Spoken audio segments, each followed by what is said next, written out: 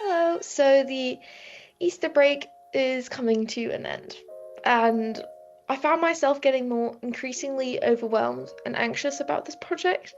And the interesting thing has been that those feelings haven't changed, even though I've been trying my best to stay productive, ticking things on the to-do list, making sure everything's moving forward and organized.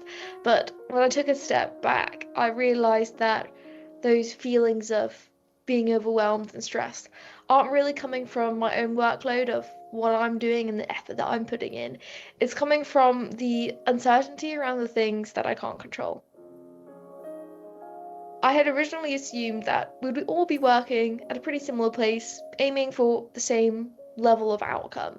But reflecting on that, that is, quite unrealistic when working in a group.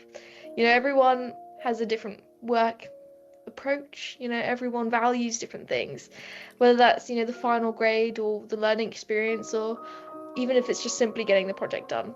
I mean, this situation has made me realize how much I rely on structure and predictability to feel in control and that we have steady progress. And when this sort of structure isn't really shared by others, I have found it quite difficult to stay grounded. Upon that sort of realization, I've tried to manage those feelings a bit more.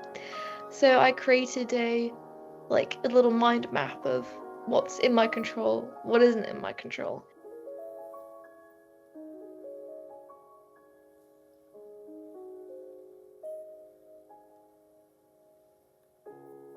I think the biggest takeaway for me so far has been to learning to really sit with us uncertainty and to navigate the discomfort that comes from, when the trust in the team feels broken. And that's something I've actually found really difficult to rebuild personally, the trust that I lost in my teammates.